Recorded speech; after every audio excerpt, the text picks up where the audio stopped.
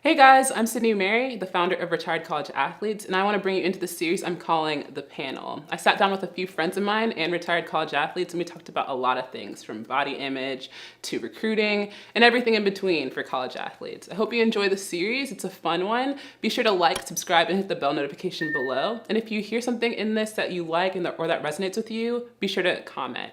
See you guys.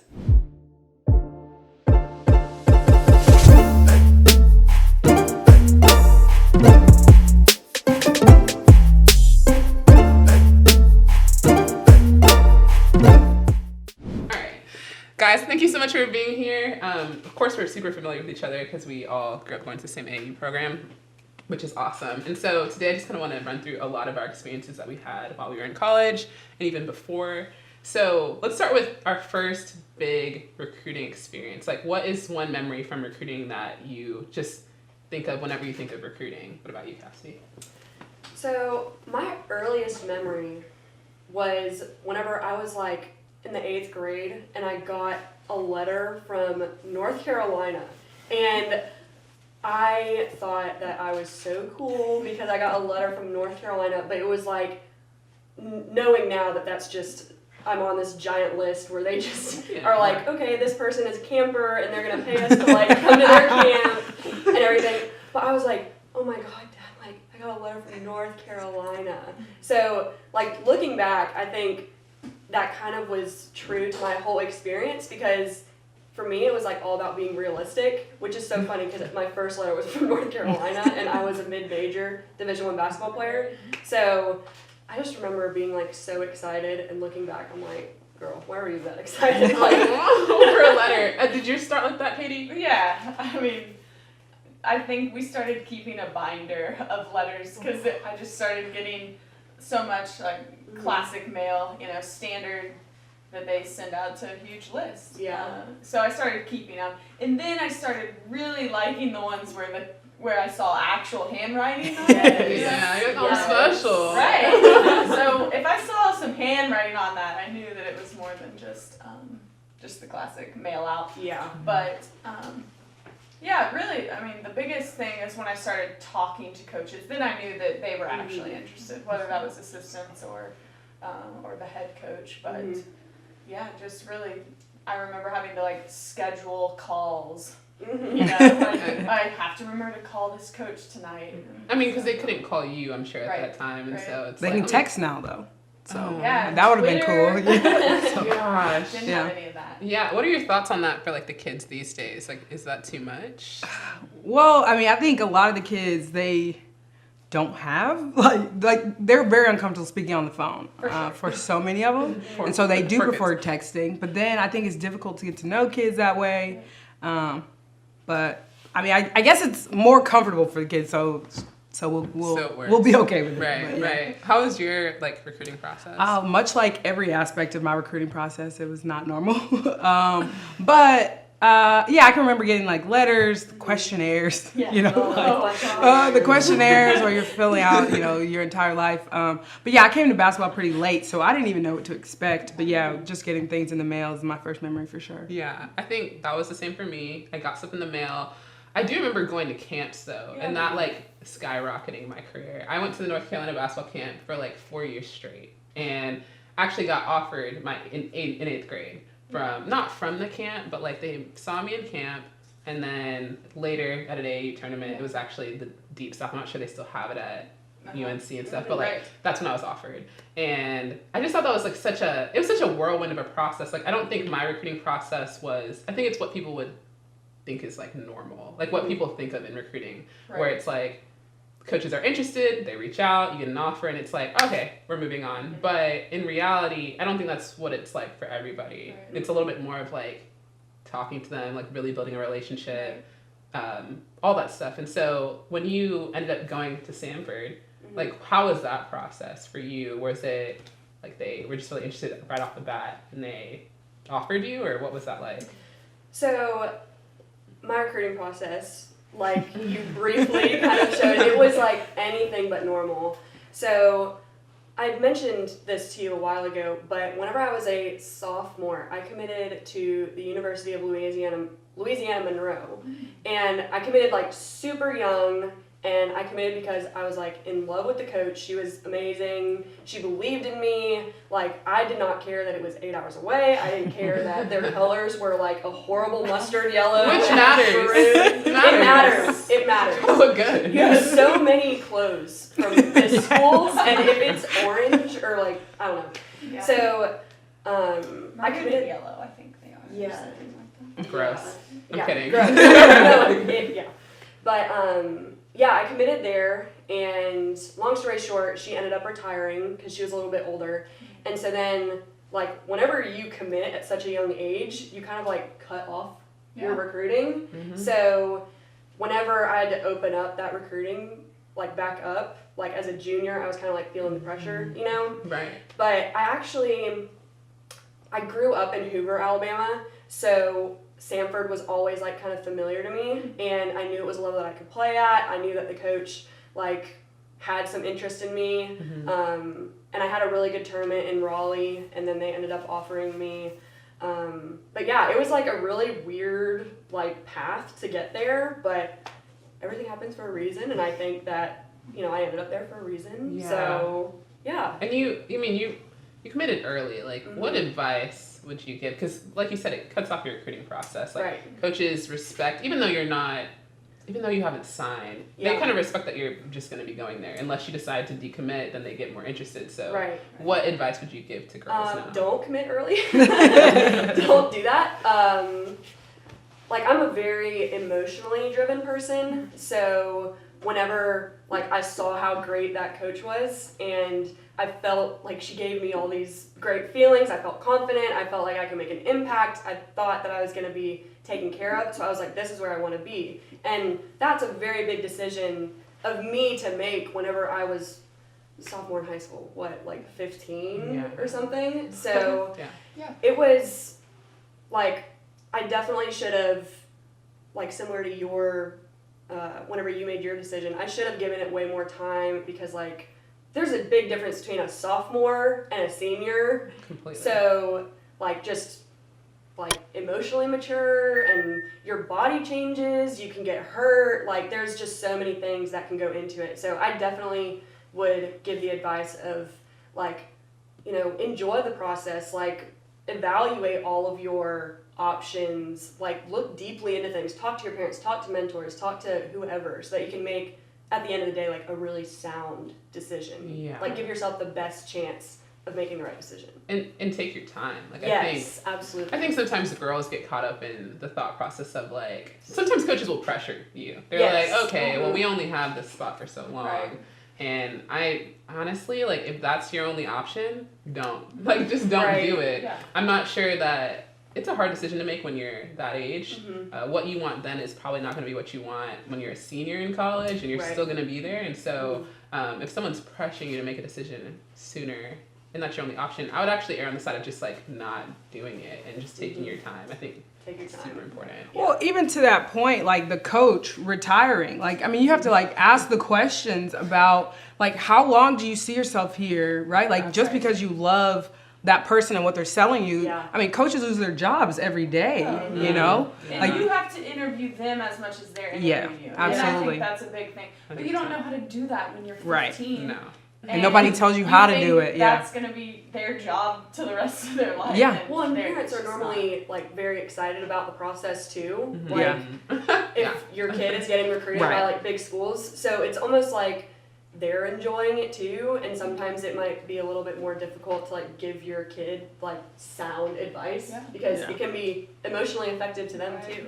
So and there has to be some like education for parents and student or prospective student athletes. There has to be, you have to, if there has to be a resource of questions like that you need to ask, because this business is so fickle at the end of the day. Again, if a coach gets a better job, they're out of there. Right. And you think that they're thinking about you, Cassidy, like, no. When they're about to sign their little contract, no. Yeah, like, let me stay for her, because I told her I was going to, no, it's not happening. It's not happening. Like, so there has to be a level of, like, selfishness and, like, looking out for yourself at the end of the day, talking to the other players on the team because, 100%. because they will sell you on something that, the and coaches even, are not. So. And even the people who, like, just graduated out of the program. I right. think that's, like, key. Like, because they'll tell you. Like, they don't care. They're not on the team anymore. Right. So, if it was bad, they'll let you know. If it was good, like, especially for the coaches that they just played under. So, like, if you're going to a program that a coach just left,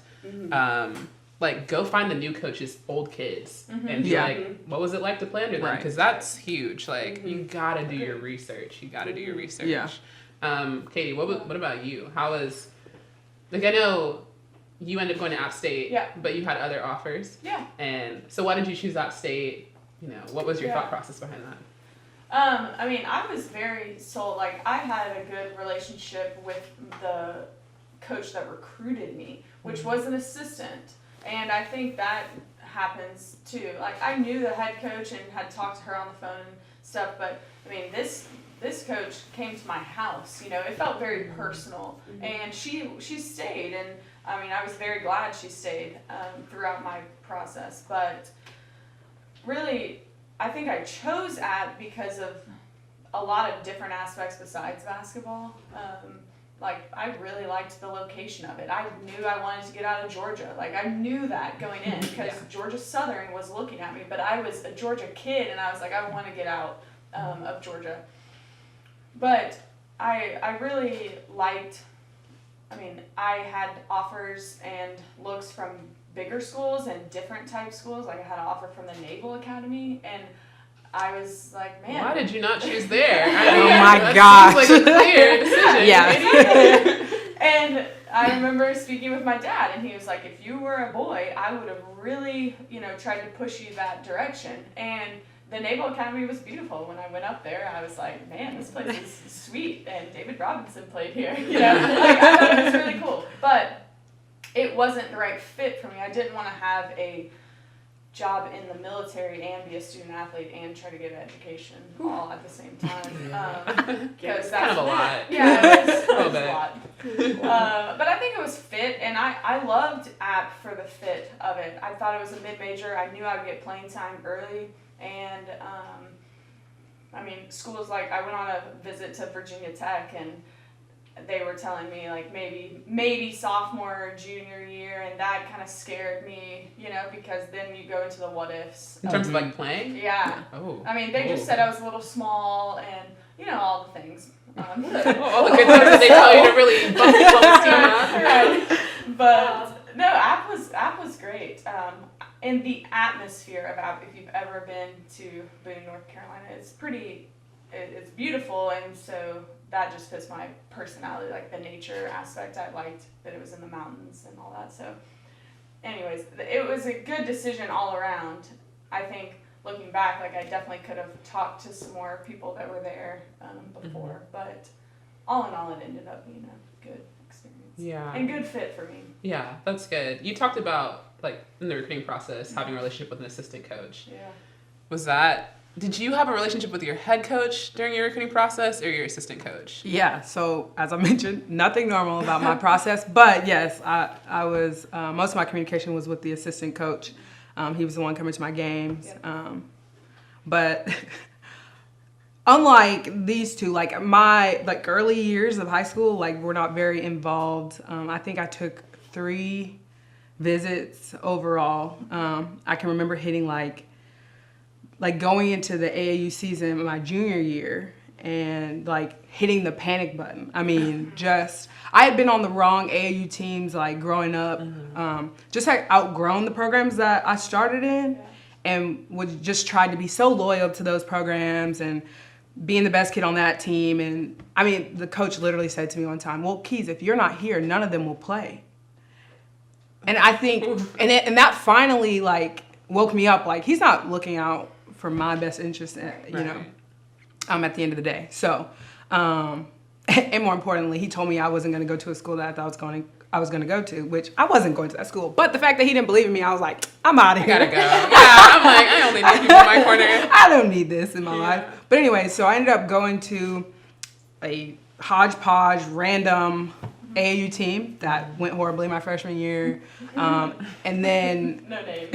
no names here. Peak performance is great. I mean, that's where we all came from. Yeah. So we'll throw that out Right. there. So I should have been at peak probably the entire time. That probably was the best fit for me. Once I got there, I figured that out. But it was the last year that I played AAU. So anyways, panic button has set in, and I think I got through that AAU season and was like, well, I wonder if we're going to do this basketball thing. And I got into UGA early in the fall, and I was like, well, that's it. I'm just going to go to UGA. But anyway, so I got to the end of my senior year in high school, or the basketball season, and then it started to itch, and I was like, well, am I going to be done with this thing? Like, I can't imagine life without playing. And so Georgia College had reached out to me. I had no interest in going there, but I went and took the visit. Still didn't care to go there even after my visit. Milledgeville? Yeah. It wasn't hopping and excited, no. But there was no one on campus. I went during spring break. Like, this is how late I'm there, like, doing this process. Oh, yeah. Milledgeville is pretty cool, though, I think. I mean, it has its selling points, for sure. And it was, again, It's not for everybody. it ended up being a great fit for me at the end of the day. Yeah. Things that I wouldn't have been looking for, ended up finding. Right. But, it was spring break, not a soul on campus. The thing that sells Georgia College is their front campus and, like, people on their hammocks and their slack lines. And it's just really pretty. Yeah. And no one was there. It was pouring rain. I went with a high school teammate who they were recruiting as well, and we just had a horrible time. But you decided to commit, so what was the selling point here? Right, exactly. I go in, they like give me the full offer, and I'm like, okay, Mom, like I'll think about it. Like at this time, I'm thinking I'm absolutely not going here. I'll be at UGA in the fall. Like I'm still. And you had a full scholarship from them. Yes. And you're like, I don't know. But right, but that's something as well. The education of this whole thing, like in my mind, like I'll get Zell Miller, they'll pay for tuition, and I'll figure out the rest at UGA. Right. And now that I look back, I'm like, yeah, that was a terrible plan. Had I gone through with that, Go was where awful. the money is. Right. Seriously. Go where the money is. If you take away nothing else, go where the money is. If it's a good fit. Oh, right. I mean, yeah, we just like you all. Go where the money is. He's like, oh, North Carolina. Right. But yeah, so I can remember like being outside, like the assistant coach, he's coming up to me, he's like, so what are you thinking? I'm like, I don't know. It's pretty basic. It's fine. Yeah. I'm like, I don't know. I'll let you know like in a couple weeks. I mean, I was such a brat during this whole thing. And not because I just thought I was so great, but I just really wasn't sold on this thing. And I hate like people trying to sell me on something. I get turned off totally to that. So recruiting, the process is just not built for you. Yeah. But anyways, went home. And one of my high school teammates, as I'm like in turmoil, of course, in senior year, 17 years old, she's like, you could transfer. Like, if you don't like it the first year, transfer. And that hadn't occurred to me, like you think it's like the biggest decision of your life, and like Seriously. you are committed to that thing. And so once she said that, I called the coaches, and that was it. But anyways, I mean, I think at the end of the day, it was the perfect fit for me. I had a great time. Lifelong friendship. So I regret nothing about it. But yeah, there were a lot of bumps in the road on the way there. Right. I like how you touched on transferring, because I am the only one in this group that transferred. And I, of course, I think there's a huge stigma around transferring. You're not the only one that thought about it. Yeah. I think it's crossed. Did it cross your mind? Yeah. Okay. Yeah. Me and my roommate had a plan to like go to Pepperdine or something on the beach. We Nice. wanted to go like exact opposite of where we were. Yeah. It didn't work out. It crosses your mind. I mean, I think the thing is it crosses your mind. Sure. But like when you're signing as a recruit, you think you're going to be there for 4 years. Yeah. And I absolutely thought I was going to be there for 4 years. Yeah. But things happen. Like, I think the idea you can transfer is kind of liberating. Oh, absolutely. And I think it's so unfortunate that there's like this really negative connotation around it, because I think life happens. Like things happen, what you want changes. Like maybe the coach isn't what you thought. Maybe the school isn't what you thought. Maybe you're just not a good fit for the team. Like you can totally transfer and just change paths. But what advice would you give to recruits that are in the process right now? Like maybe something that you thought was important that ended up not being important. Like that's always huge. What about you? Something I thought was important. Or, I mean, clearly I was looking for like a school like UGA. I mean, most of my friends went there. It's in-state school, and then Georgia College was the complete opposite. It's a liberal arts school. just like 6,000 people. So definitely wasn't what I was looking for at the time, but turned out to be like a perfect fit for me. And I thought, I'm sure I would have been fine at UGA, right? But the community that I found at Georgia College, I think it helped me. And I had far more opportunities to network from where I was, just being in certain clubs and things and being able to connect. I was on the national SAC for the NCAA, like being able to do that. Not sure that would have happened at a UGA, you know? They probably would have won a high profile athlete or something like that. So, you know, it's funny, like everything in hindsight, like duh, but you know, I look back and I absolutely, like Cassie said, ended up exactly where I was supposed to be. Yeah. What about you guys? What's some advice that you would give that you think recruits just need to hear right now?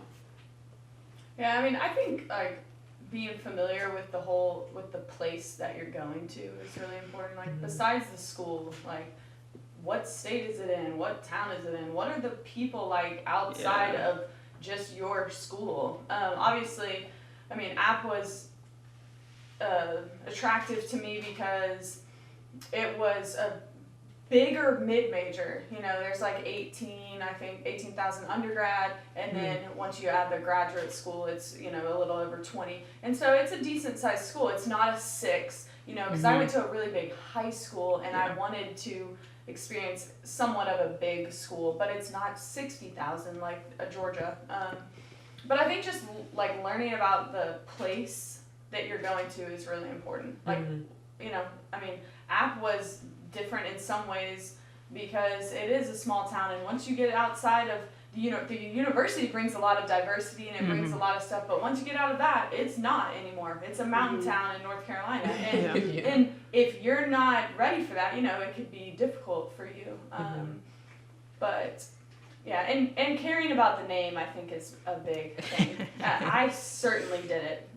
I wanted a school that was familiar to other people. Yeah. I don't know why, but I cared about that, and you know, I hated having to like explain like it's Appalachian, like who really knows? It's like, you know, you heard of the trail, same thing. Yeah, Like, exactly.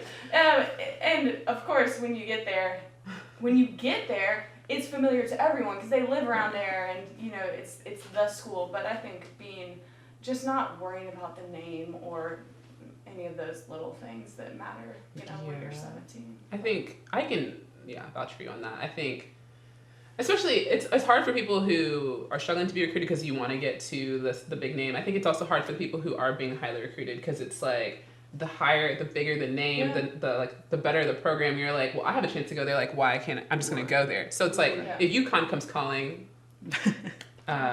sorry, bye everybody else. But it's like, is UConn a good fit? Like if you look at like the girls who have gone there, I know a lot of them. Some of them have transferred. Like you realize it's just not a good fit for you. And so it's not so much about the name. It's really just like the fit. Like, are you what they need? You know, do you like them?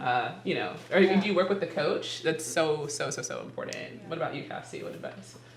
Funny thing about the name, like I kind of get the best of both worlds. I still have people convinced that I played at Stanford. The one in California. It's because whenever I was committed to Stanford, they're like, oh, like where are you going to play? I'm like, Stanford, and they're like, oh, Stanford. I'm like, no, Stanford, and they're like, oh, Stanford in California. I'm like, yeah, I'm going there. Go Trees, whatever. I don't know. I'm like, I just kind of, so I get the best of both worlds. Some people think I went to a big school, but really I didn't. Imagine Georgia College and State University. Yeah. But the best part would go, oh, so Georgia State in Atlanta? And I'm like, sure. No, I did not say any part of that. But, yeah. You have all of them. You have Georgia. People just stop listening to you after Georgia. And they're like, oh, you're going to UGA. Cool. And then Georgia State. And then, Hey, go Dogs. You go covered Panthers. It's a mess. Yeah.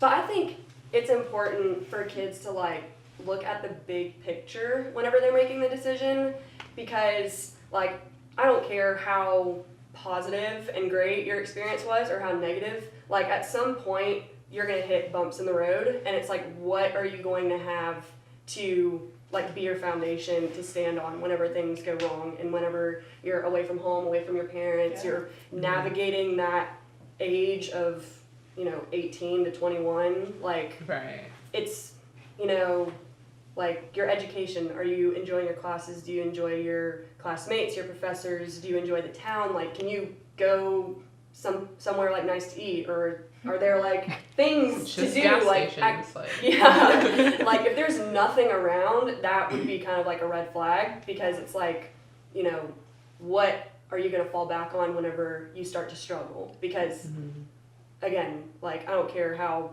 positive of a basketball experience you have, you're going to face something that is challenging, and like what are you gonna have to like fall back on and like give you comfort whenever those things do come up. So I think the big picture is so important, not just basketball, like, because of course at like that young age, that is like your sole focus. It's like ball is life. I'm like, it's like your identity, and that like, you know, if you're sponsored by Nike or Adidas or Under Armour, that was like, a big thing. What do the uniforms look like? Yeah, what are the colors? Like, we've all agreed that I'm set for life whenever it comes to the 4th of July, because Sanford's red, white, and blue. Like, I have everything. Yes. Yeah. But yeah, big picture is key for sure. Cool. Some of that came to mind is the resources that are around the program as well. You know, like you said, when you hit those obstacles, like is there mental health? Are there mental health resources? Again, your best resource are players who are under that coach, or players who have gone through this program, because they're going to shoot straight, you know. And find out, like, when girls were struggling on the team, what were the things that they were struggling with, and did they feel comfortable going to the coaches or assistant coaches? Again, are there resources at the university, career services, even things like that? Like, ask about the things outside of basketball when you are having a hard time, or when you're trying to even, you know, get a job after. Just things that the totality of the athlete experience. Yeah. And again, at 17, you don't know that. And so that's why it's important that, you know, people are listening to things like this and hearing from firsthand experience. Absolutely. Hey guys, I hope you enjoyed that episode. Be sure to like and subscribe, as well as hit the bell notifications so that you don't miss a video that we put out. Keep in mind, RCA is a podcast, so you can check us out wherever you stream podcasts. Also, follow us on Instagram and on Facebook. And if you really love our content, you can become a patron. You give to us monthly and we give you exclusive content. Hope you guys enjoyed the video, and I'll see you next time.